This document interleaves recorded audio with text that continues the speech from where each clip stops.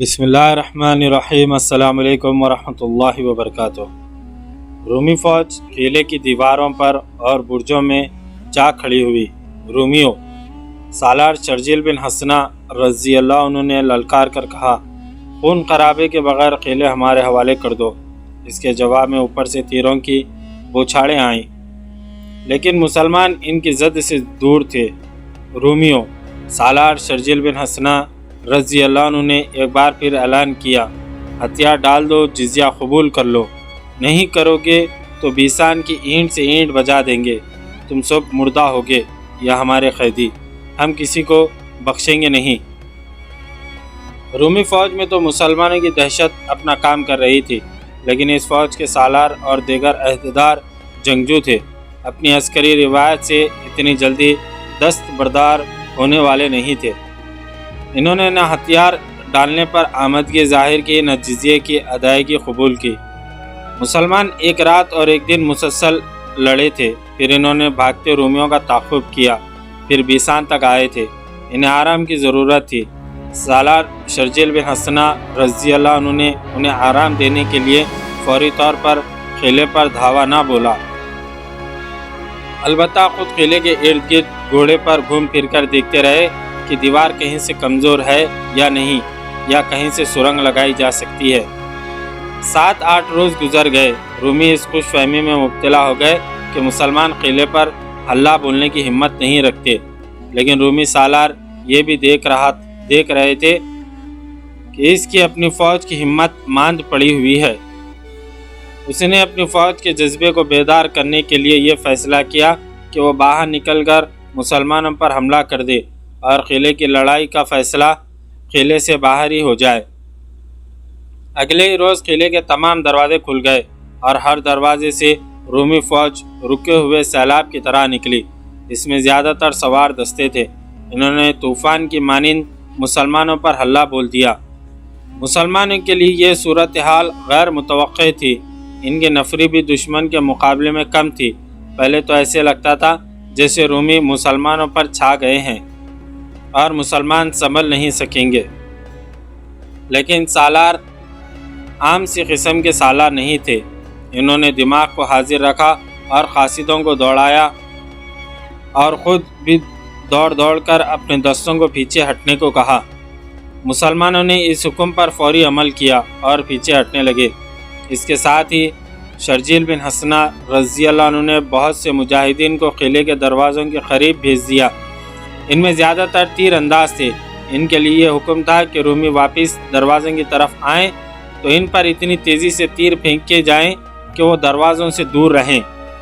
شرجیل بن حسنہ رضی اللہ عنہ اور ان کے کمانداروں نے اپنے دستوں کو محاصرے کی ترتیب سے میدان کی لڑائی کی ترتیب میں کر لیا۔ وہ اتنا پیچھے ہٹ آئے تھے کہ رومی قلعے سے دور آ گئے۔ اب شرجیل بن حسنہ رضی اللہ عنہ نے اپنے اندازی سے جوابی حملہ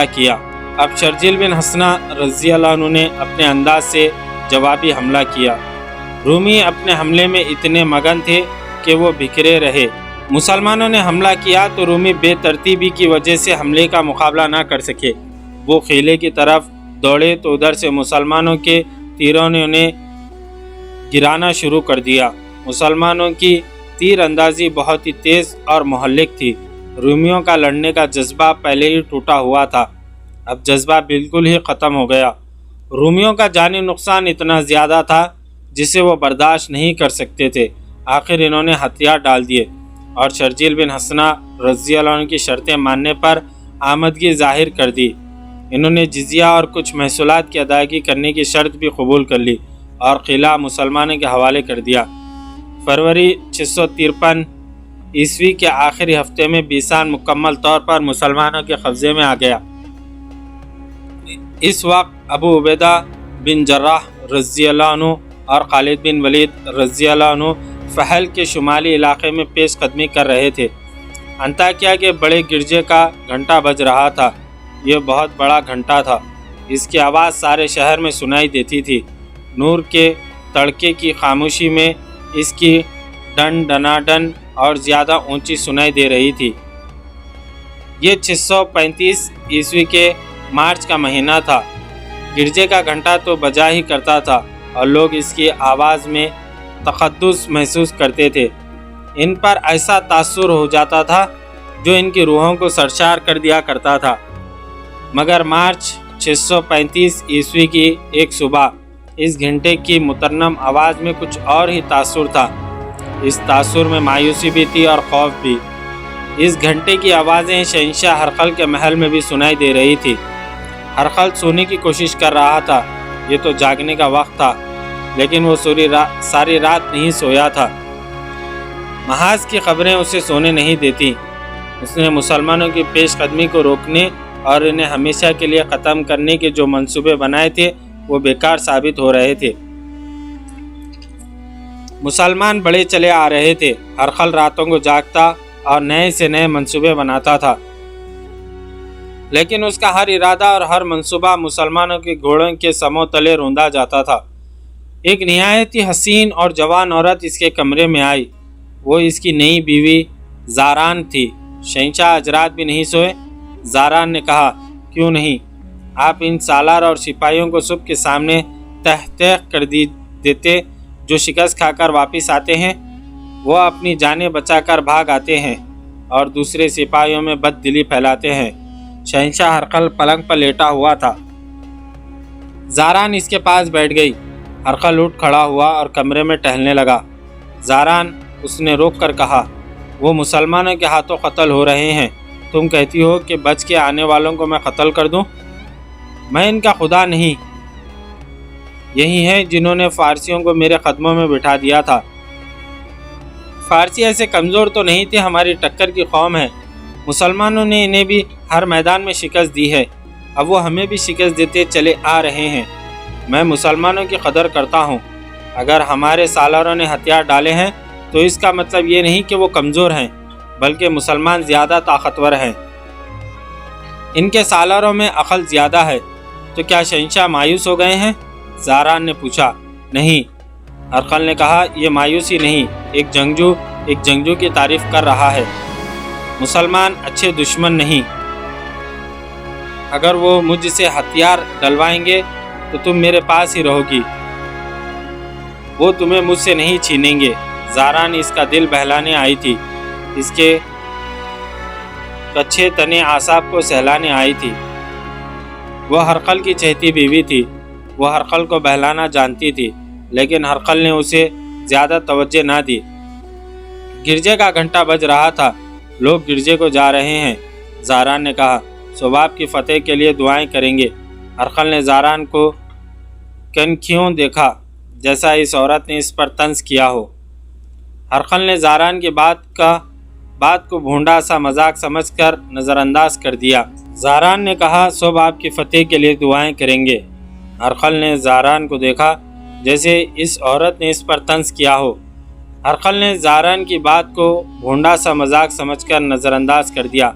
صرف دعائیں شکست کو فتح میں نہیں بدل سکتی زاران، ہرقل نے کہا۔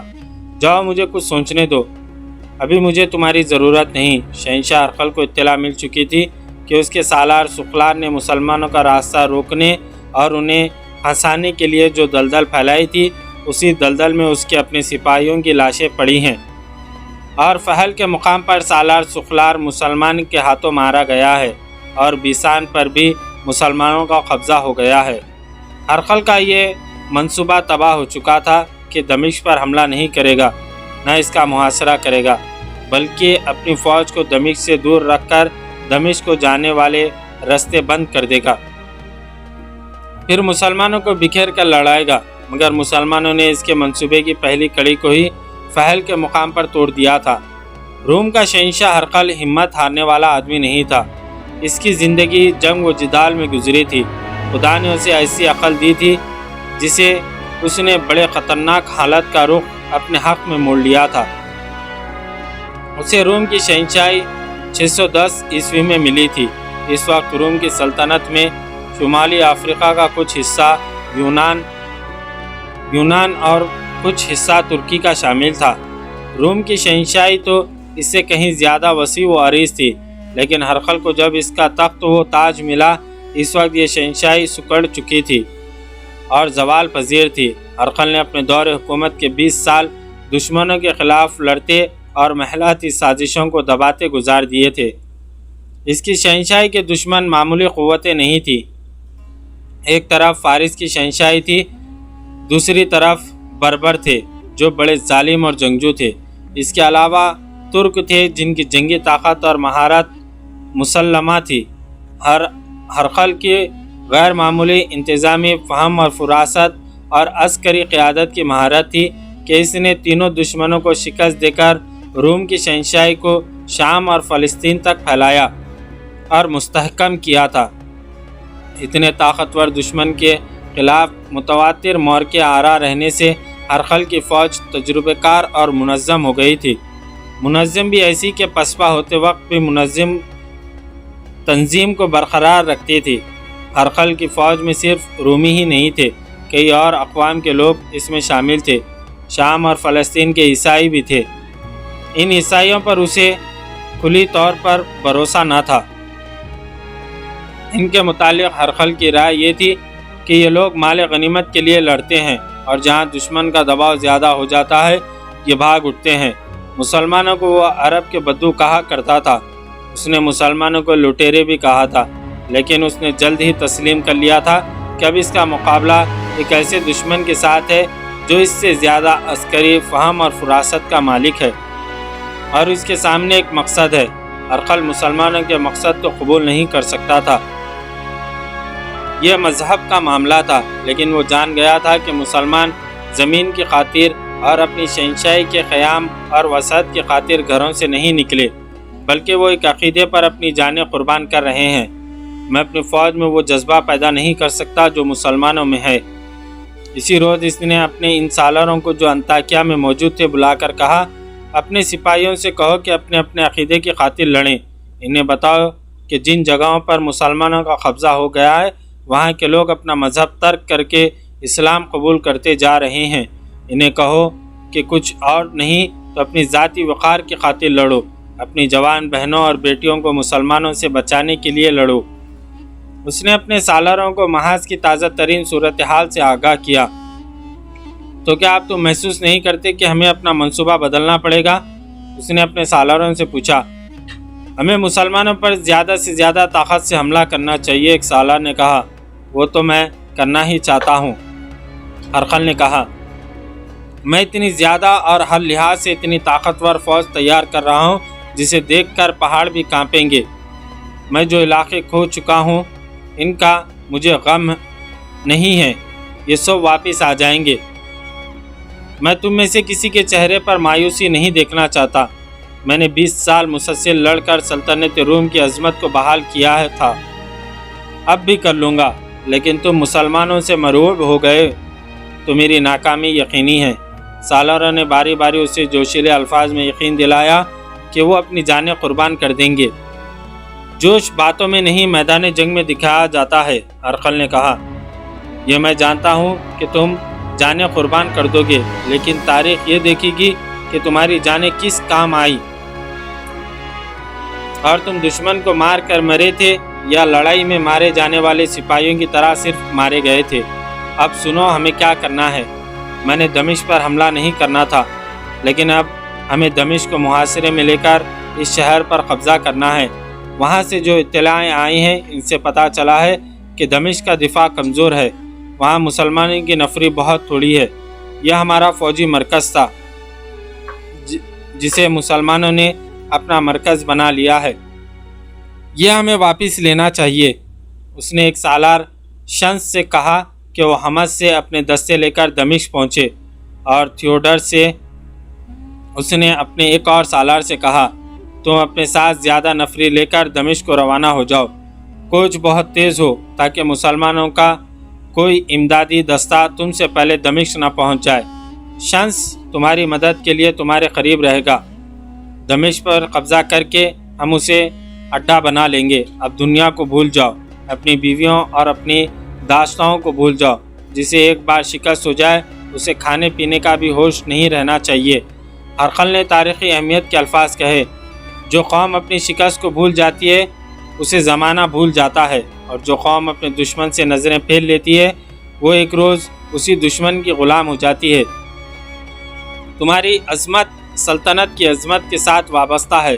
سلطنت کی عظمت کا دفاع نہیں کرو گے تو بے وقار زندگی بسر کرو گے اور گمنام مرو گے۔ مورخ لکھتے ہیں کہ ہرقل کے بولنے کے انداز میں رعب، عزم اور ٹھہراؤ تھا۔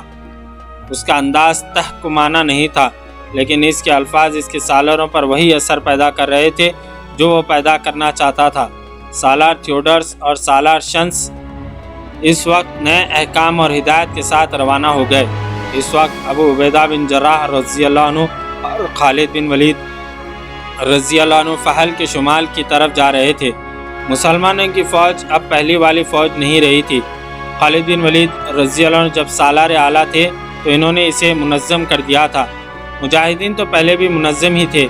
ان کا خدا ایک، رسول ایک، قرآن ایک، نظریہ اور عقیدہ ایک تھا، اور سالار سے سپاہی تک جنگ کے مقصد سے آگاہ تھے۔ پھر بھی اسے فارس اور روم کی فوجوں کی طرح منظم کرنا ضروری تھا۔ وہ خالد بن ولید رضی اللہ عنہ نے کر دیا تھا۔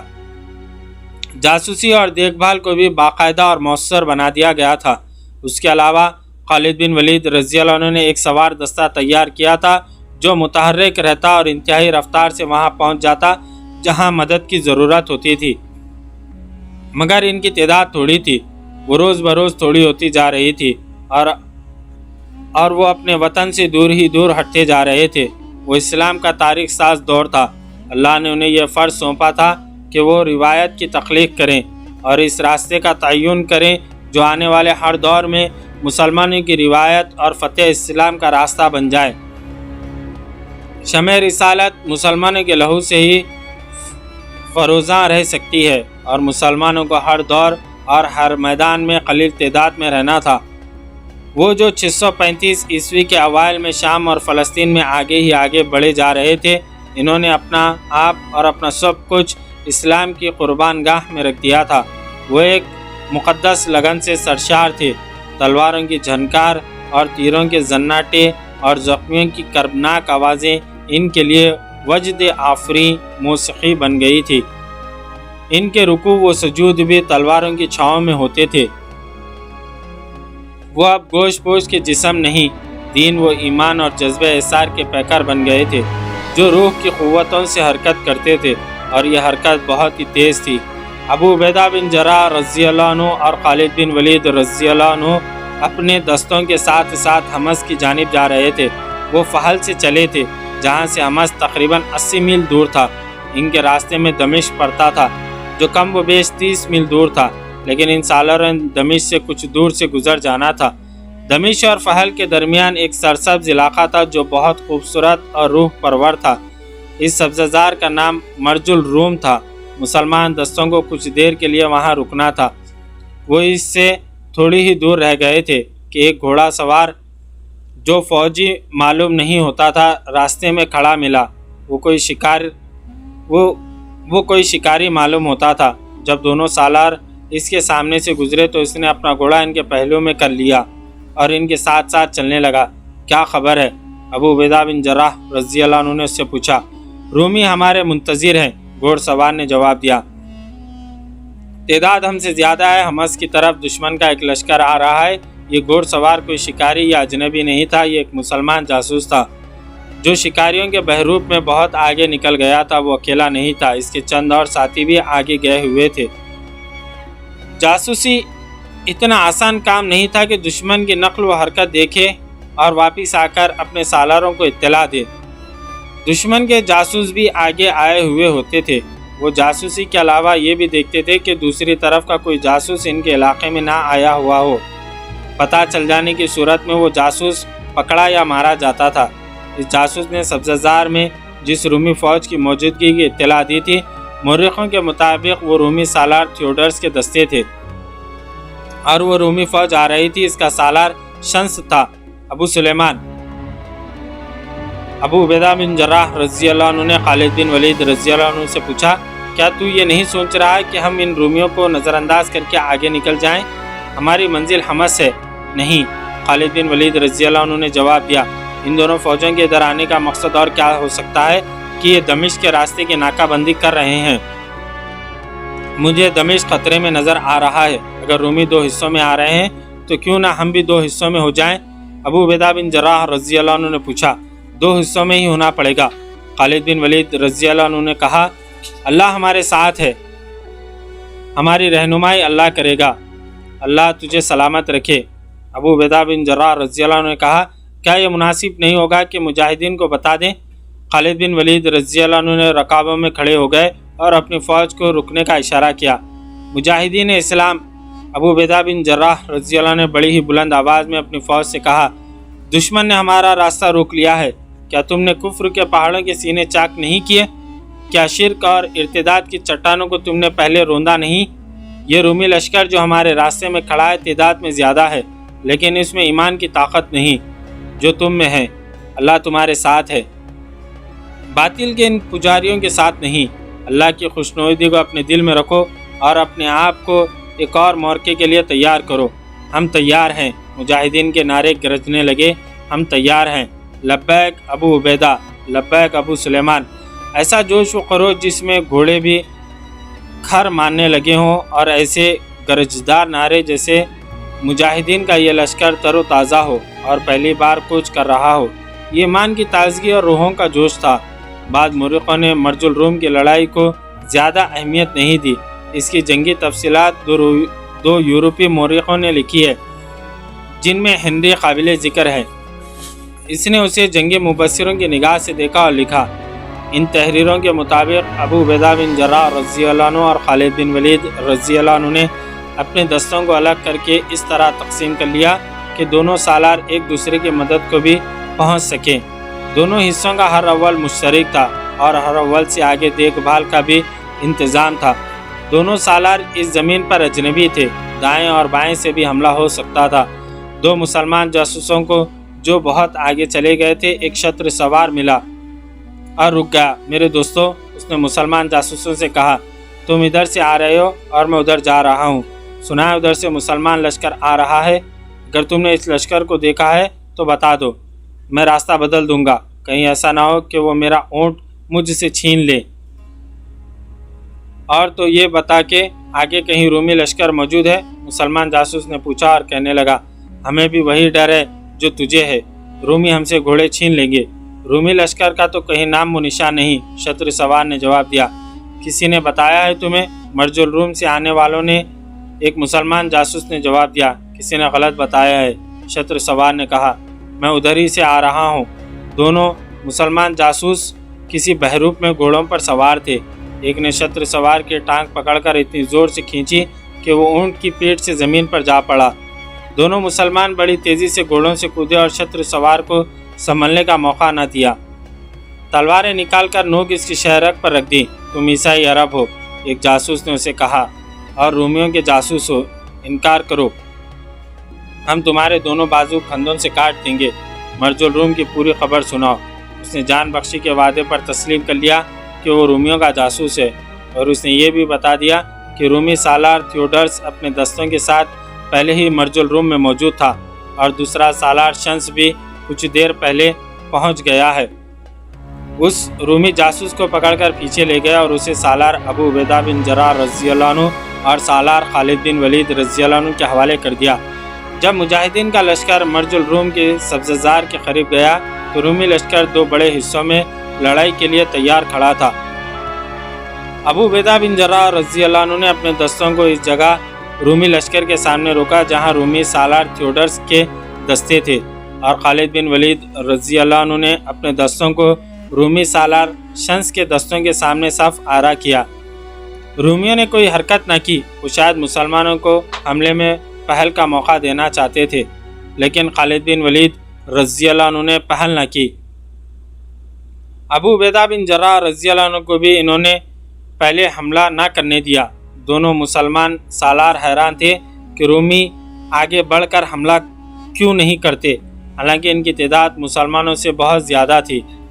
मुसलमान उसे एक चाल समझकर आगे ना बढ़े। सूरज गुरूब हो गया। दोनों तरफ की फ़ौजें पीछे हट गई और सिपाहियों को कुछ देर सोने की इजाज़त दे दी गई। मौरिखों ने लिखा है कि खालिद बिन वलीद रज़ी अल्लाह अन्हु दुश्मन पर टूट पड़ने के आदी थे, लेकिन सालार आला अबू उबैदा बिन जर्राह रज़ी अल्लाह अन्हु थे। इसलिए खालिद बिन वलीद रज़ी अल्लाह अन्हु इनकी मौजूदगी में कोई आज़ादना फ़ैसला नहीं कर सकते थे। لیکن ان کی فطرت میں جو جنگجو سپاہی تھا وہ انہیں سونے نہیں دے رہا تھا۔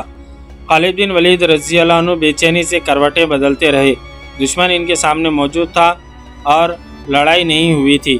ایک تو وجہ یہ تھی کہ انہیں نیند نہیں آ رہی تھی، اور ایک وجہ اور تھی جو انہیں برقرار کرتی جا رہی تھی۔ یہ شاید ان کی چھٹی حس تھی۔ انہوں نے رومیوں کے پڑاؤ کی طرف سے ہلکی آوازیں بھی سنی تھی۔ انہیں شک ہونے لگا کہ دشمن سویا نہیں اور کسی نہ کسی سرگرمی میں مصروف ہے۔ آدھی رات کے بہت بعد کا وقت ہے جب خالد بن ولید رضی اللہ عنہ اٹھ کھڑے ہوئے اور اپنے پڑاؤ میں خرامہ چلتے پڑاؤ سے نکل گئے۔ وہاں سبزہ ہی سبزہ تھا اور درخت بہت تھے۔ خالد بن ولید رضی اللہ عنہ جھاڑیوں اور درختوں کی اوٹ میں دشمن کے پڑاؤ کی طرف چلے گئے۔ وہ اس جگہ پہنچ گئے جہاں رومی سالار تھیوڈرس کے دستوں کو ہونا چاہیے تھا، لیکن وہاں رومی فوج کا ایک بھی سپاہی نہیں تھا۔ کوئی سنتری نہ تھا جو انہیں روکتا۔ شام کے وقت انہوں نے وہاں رومی دستوں کو پڑاؤ ڈالتے دیکھا تھا۔ رات ہی رات وہ کہاں چلے گئے؟ کچھ اور آگے جا کر انہیں ایسی نشانیاں ملی جن سے صاف پتہ چلتا تھا کہ فوج نے یہاں قیام کیا تھا۔ خالد بن ولید رضی اللہ عنہ نے اس طرف چلے گئے جدھر رومیوں کی فوج کے دوسرے حصے کا پڑاؤ تھا۔ خالد بن ولید رضی اللہ عنہ کو دور سے ہی پتہ چل گیا کہ فوج وہاں موجود ہے۔ وہ چھپتے چھپاتے اور آگے چلے گئے۔ رومی سنتری گھوم پھر رہے تھے۔ خالد بن ولید رضی اللہ عنہ دشمن کے پڑاؤ کے ارد گرد بڑھتے گئے۔ چاندنی میں انہیں دشمن کا کیمپ دکھائی دے رہا تھا۔ خالد بن ولید رضی اللہ عنہ کو یقین ہو گیا کہ رومیوں کی آدھی فوج کہیں چلی گئی ہے۔ خالد بن ولید رضی اللہ عنہ بڑی تیزی سے چلتے ابو عبیدہ بن جراح رضی اللہ عنہ کے پاس چلے گئے اور انہیں بتایا کہ رومیوں کی آدھی فوج لاپتہ ہو گئی ہے۔ کہاں چلی گئی ہوگی؟ ابو عبیدہ بن جراح رضی اللہ عنہ نے پوچھا۔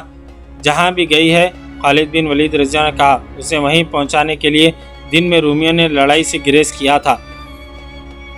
کچھ دیر دونوں سالار اسی پر تبادلہ خیال کرتے رہے کہ رومیوں کی فوج کا ایک حصہ کہاں غائب ہو گیا۔ مورخوں کے مطابق یہ سالار تھیوڈرس کے دستے تھے جو چلے گئے تھے۔ پیچھے سالار شنس رہ گیا تھا۔ اس کے دستوں کی تعداد بھی خاصی زیادہ تھی۔ صبح ہوتے ہی رومی لڑائی کے لیے تیار ہو گئے۔ ابو عبیدہ بن جراح رضی اللہ عنہ پہلے ہی تیار تھے۔ انہوں نے رومیوں پر حملہ کر دیا۔ انہوں نے اپنے دستوں کو حسب معمول 3 حصوں میں تقسیم کر لیا تھا اور حملہ دشمن کے پہلوؤں پر کیا تھا۔ خود انہوں نے دشمن کے قلب پر نظر رکھی ہوئی تھی جہاں انہیں سالار شنس کا پرچم دکھائی دے رہا تھا۔ مجاہدین نے دشمن کے پہلوؤں پر حملہ کیا اور ابو عبیدہ بن جراح رضی اللہ عنہ آگے بڑھنے اور شنس کو مقابلے کے لیے للکارا۔ شنس نے گھوڑے کو ایڑ لگائی اور آگے آ گیا۔ ابو عبیدہ بن جراح رضی اللہ عنہ نے اپنے گھوڑے کو ایڑ لگائی اور اس کی طرف گئے۔ دونوں سالاروں نے ایک دوسرے پر وار کیا اور دونوں کی تلواریں ٹکرائی۔ شنس نے ذرا دور جا کر گھوڑا موڑا، لیکن ابو عبیدہ بن جراح رضی اللہ عنہ نے اپنے گھوڑے کو زیادہ آگے نہ جانے دیا، فوراً ہی موڑ کر واپس ایڑ لگائی۔ شنس ابھی سیدھا بھی نہیں ہوا تھا کہ ابو عبیدہ بن جراح رضی اللہ عنہ کی تلوار اس کے کندھے پر پڑی، لیکن اس کی ذرہ نے اسے بچا لیا۔ دونوں کے گھوڑے پھر دوڑے، ایک دوسرے کی طرف آئے تو شنس نے وار کرنے کے لیے تلوار اوپر کی۔ ابو عبیدہ بن جراح رضی اللہ عنہ نے برچھی کی طرح وار کر کے تلوار اس کے بغل میں اتار دی۔ ذرا ہی آگے جا کر گھوڑے کو موڑا۔ شنس کو زخم پریشان کر رہا تھا، وہ اپنے گھوڑے کو بروقت نہ موڑ سکا۔ ابو عبیدہ بن جراح رضی اللہ عنہ نے اس کی ایک ٹانگ پر بھرپور وار کیا اور ٹانگ کاٹ ڈالی۔ شنس گر رہا تھا۔ جب ابو عبیدہ بن جراح رضی اللہ عنہ پھر واپس آئے اور شنس کی گردن کو ڈھلکا ہوا دیکھ کر گردن پر وار کیا۔ شنس کا پورا سر تو نہ کٹا لیکن الگ ہو کر لٹکنے لگا۔ پھر اس کی لاش گھوڑے سے اس طرح گری کہ ایک پاؤں رکاب میں پھنس گیا۔ ابو عبیدہ بن جراح رضی اللہ عنہ نے شنس کے گھوڑے کو تلوار کی نوک چبھوئی۔ گھوڑا بھدک کر دوڑ پڑا اور اپنے سوار کی لاش گھسیٹتا پھرا۔ اس کے ساتھ ہی ابو عبیدہ بن جراح رضی اللہ عنہ نے اپنے قلب کے دستوں کو دشمن کے قلب پر حملے کا حکم دیا جہاں کھلبلی بپا ہو چکی تھی کیونکہ اس کے سالار مارا گیا تھا۔ رومی پیچھے ہٹنے لگے لیکن مجاہدین نے ان کے عقب میں جا کر ان کے بھاگ نکلنا مشکل کر دیا۔ پھر بھی بہت سے رومی نکل گئے اور حمص کا رخ کر لیا۔ یہ معرکہ مارچ 635 عیسوی میں لڑا گیا تھا۔ اسی صبح دمشق کے باہر بھی خون ریزی ہو رہی تھی۔ پہلے بیان کیا جا چکا ہے کہ دمشق مسلمانوں کے قبضے میں تھا لیکن وہاں مسلمان فوج کی تعداد بہت تھوڑی تھی۔ دمشق میں حاکم شہر اور سالار یزید بن ابی سفیان تھے۔ شہنشاہ ہرقل کا منصوبہ یہ تھا کہ دمشق میں مسلمانوں کی فوج کی تعداد کم ہے، اس لیے اسے آسانی سے ختم کیا جا سکے گا۔ اس نے یہ کام اپنے ایک تجربے کار سالار تھیوڈرس کو سونپا تھا۔ دمشق کے دفاع کا ایک انتظام یہ بھی تھا کہ دیکھ بھال کے لیے چند آدمی شہر سے دور دور گھومتے پھرتے رہتے۔ اسی صبح یزید بن ابو سفیان کو اطلاع ملی کہ رومی فوج آ رہی ہے۔ دمشق پر ہر لمحہ حملے کی توقع رہتی تھی۔ رومی کوئی ایسے گئے گزرے تو نہیں تھے کہ اپنی شہنشاہی کا کھویا ہوا اتنا بڑا شہر واپس لینے کی کوشش نہ کریں۔ یزید بن ابی سفیان ہر وقت تیاری کی حالت میں رہتے تھے۔ انہوں نے رومی فوج کے آنے کی اطلاع ملتی اپنے دستوں کو شہر کے باہر صف آرا ہونے کا حکم دیا۔ مورخوں نے لکھا ہے کہ مسلمان محاصرے میں لڑنے کے عادی نہیں تھے، انہیں محاصرہ کرنے کا تجربہ تھا۔ محصور ہو کر لڑنے کا انہیں کوئی تجربہ بھی نہیں تھا اور انہیں محصور ہونا پسند بھی نہیں تھا۔ وہ میدان میں اپنے سے کئی گنا طاقتور دشمن سے بھی لڑے جاتے تھے۔ رومی چونکہ جنوب مغرب کی طرف سے آ رہے تھے، اس لیے یزید بن ابی سفیان نے اپنے دستے کو اسی سمت جنگی ترتیب میں کھڑا کر دیا۔ رومی فوج سامنے آئی تو پتہ چلا کہ اس کی تعداد کئی گنا زیادہ ہے۔ ان رومی دستوں کا سالار تھیوڈرس تھا۔ وہ انطاکیہ سے بیروت کے راستے دمشق کو فتح کرنے آ رہا تھا۔ جب مرج الروم پہنچا تو ابو عبیدہ بن جراح رضی اللہ عنہ اور خالد بن ولید رضی اللہ عنہ کے زیر قیادت مجاہدین کی فوج آ گئی۔ اسے دمشق پہنچنا تھا، وہ وقت ضائع نہیں کر سکتا تھا۔ مورخ واقعی ابن ہشام اور ابو سعید لکھتے ہیں کہ اس نے بڑی کارگر ترکیب سوچ لی۔ ایک یہ کہ مسلمانوں کے سامنے مرج الروم میں صف آرا رہا لیکن لڑائی سے گریز کرتا رہا۔ رات ہو گئی تو نہایت خاموشی سے اپنے دستوں کو دمشق لے گیا۔ رومی سالار شمس پیچھے رہ گیا۔ اس کے ذمے یہ کام تھا کہ ابو عبیدہ بن جراح رضی اللہ عنہ اور خالد بن ولید رضی اللہ عنہ کے دستے کو یہیں روکے رکھے۔ اس مقام سے دمشق 20 میل بھی نہیں تھا۔ اس طرح یہاں پر 60ویں قسط اپنے اختتام کو پہنچی۔ کل ہم انشاءاللہ 61ویں قسط لے کر آپ کی خدمت میں حاضر ہوں گے۔ جزاک اللہ خیر۔